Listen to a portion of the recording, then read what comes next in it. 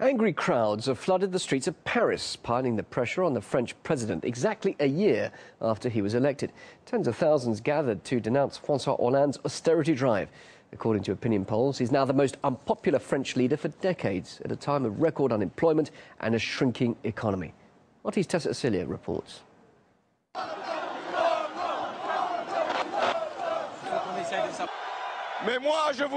Me? I heard you. I heard your will for change.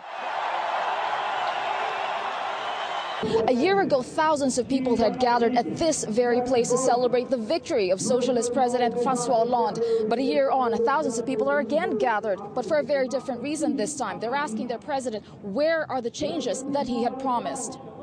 Asked by the very same people who had voted left and put Hollande in place.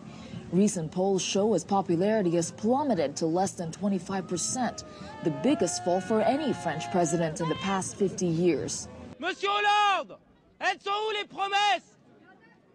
Monsieur Hollande, where are your promises, huh? Come on, where are they? Et c'est la mission qui désormais est la mienne. This is the mission that from now on will be mine, to give the European construction a dimension of growth, employment and prosperity. Yet France has hit record unemployment of 3.2 million people in March, the biggest source of public anger. It's also scratched hopes of cutting the budget deficit to 3% of GDP by 2013. And the European Commission's most recent forecast shows France will be in recession till the end of the year. The 75% income tax on the super-rich is also a no-go after France's constitutional court overruled it, while the very talk of it pushed French actor Gérard Depardieu to give up his citizenship for a Russian one. One promise Hollande did manage to keep is legalizing gay marriage, pleasing supporters, yet also sparking fierce confrontation. People are happy with gay marriage, but it doesn't feed our families. It doesn't give us food. There are realities that are good to say, but there are also priorities. Priority is employment. We need to eat. It is obviously too easy to blame Francois Hollande. He has been elected a year ago only, and obviously you cannot pretend that the new president immediately has achievements in terms of the economy. What I would like, anyway, I just would like to get a president which is not making that much promises, which is keeping some key points, which is not going to explain that he has the magic recipe that no one has before.